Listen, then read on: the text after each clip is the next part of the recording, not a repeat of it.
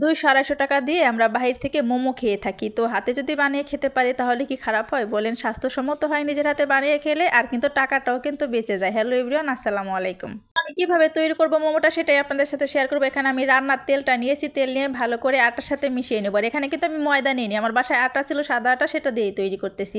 তো আটাটা ভালো করে আমি তেলের সাথে ভালো করে মিশিয়ে নিলাম, আর পরিমাণ মতো একটু লবণ দিয়ে দেবো। লবণ দিয়ে ভালো করে মাখিয়ে নিব।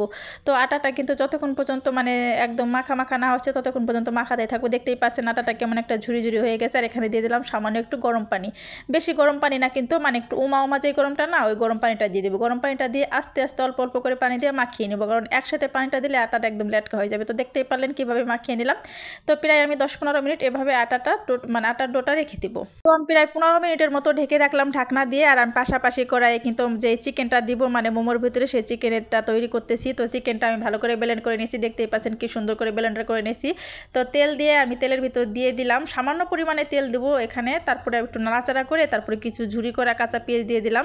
তো কাঁচা পেঁয়াজগুলো দিয়ে ভালো করে নাড়াচাড়া করে নেবো। কী কী দিব সেটাই আপনাদের সাথে শেয়ার করতেছি, ভালো করে দেখে নেন। একদম কিন্তু সহজ, আর খেতেও কিন্তু দুর্দান্ত একটা রেসিপি হয়েছিল।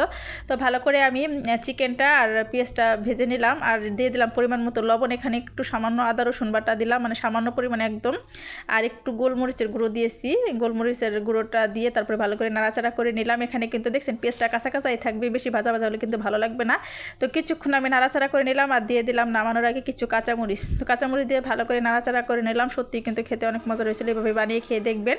অনেক সহজ, যতটা কঠিন ভাবেন ততটা কিন্তু কঠিন নয়। তো আমি যেভাবে তৈরি করলাম সেটাই আপনাদের সাথে শেয়ার করলাম। দিয়ে দিলাম একটু সসটা দিয়ে আবার একটু নাড়াচাড়া করে নিলাম। মানে অনেকে দেখি অনেকভাবে তৈরি করে, তো আমি যেভাবে তৈরি করছি সেটাই আপনাদের সাথে শেয়ার করলাম। এভাবে বানিয়ে খেয়ে দেখবেন, অনেক মজার।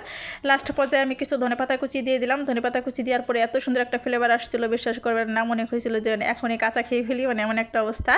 তো আমার কিন্তু তৈরি হয়ে গেছে, দেখছেন কি সুন্দর একটা কালার চলে আসছে। আর পাশাপাশি এখন আমি ডোটা ভালো করে আমি বলে নেব, ছোট ছোট করে নেব। দেখলাম যে ডোটা অনেক সুন্দর একদম পারফেক্ট হয়েছে, দেখতেই পাচ্ছেন। এখন ছোট ছোট ছোট করে বানিয়ে নিয়েছি। তো আমার আন্দাজ মতো মানে পরিমাণ মতো বানিয়ে নিয়েছি। তো ভালো করে এখন বলে নিলাম, আর বেলে নিয়ে দেখতে পাচ্ছেন কি সুন্দর একদম পারফেক্ট হয়ে আসছে। আর এখন আমি চিকেনটা দিয়ে দিলাম। চিকেনটা দিয়ে তারপরে আমি এখন পেঁচিয়ে পেঁচিয়ে নিব। কীভাবে পেঁচিয়ে নিব একটু খেয়াল করে দেখবেন, একদম কিন্তু সহজ। দেখতেই পাচ্ছেন এভাবে মানে একটার সাথে একটা লাগালাগি করে নিলে কিন্তু একদম পারফেক্ট। তো আপনাদের সাথে আবার আমি দেখিয়ে দিচ্ছি যে কীভাবে বানাইলাম। দেখেন কি সুন্দর করে একটার সাথে একটা এভাবে লাগিয়ে নিলাম। তো এই যে আমার মোমো কিন্তু পারফেক্ট। এভাবে আমি সবগুলো আস্তে আস্তে বানিয়ে নেব। দেখতেই পেলেন কত সুন্দর সহজ, আর দেখতে কি সুন্দর হয়েছে। আর এখানে আমি সাজিয়ে নিয়েছি সবগুলো। তো একটা কিন্তু মোমো আমি অন্যরকমভাবে ট্রাই করছিলাম, ওই যে দেখতেই পাচ্ছেন। তো ভাবলাম যে গোল গোল করেই ভালো লাগে। তো রাইস কুকারে কিন্তু আমি আগেই পানি বসিয়ে দিয়েছিলাম। রাইস কুকারের উপরে যেইটা দেখতেই পারলেন যে আমি কিসে বসাইছি, উপরে যে একটা ঝালির মতো থাকে ওখানে আমি বসিয়ে নিয়েছি। আর আপনাদের সাথে একটা টিপস শেয়ার করি। টিপসটা হচ্ছে দেখছেন একটা রসুন দিয়ে আমি ফোঁটাটা কিন্তু বুঝিয়ে দিয়েছি, মানে ফোঁটাটা বোঝালে ভালো হয়, তাড়াতাড়ি সেদ্ধ হয়ে যাবে। আর দেখতেই পাচ্ছেন কিছুক্ষণ পর দেখলাম যে হয়ে আসছে। আপনাদের সাথে একটা টিপস শেয়ার করা হয়নি, মানে দেখাইতে পারিনি। রাইস কুকারে যে ঝালিটা থাকে না, ওই ঝালির সাথে কিন্তু আমি সামান্য সামান্য পরিমাণে একটু তেল দিয়ে নিয়েছিলাম যাতে মোমোগুলো লেগে না যায়। ওই জন্য ওই স্টিলের ওই থালার সাথে আমি সামান্য পরিমাণে একটু তেল দিয়ে নিয়েছিলাম। ওই টিপসটা দেখাতে পারলাম না।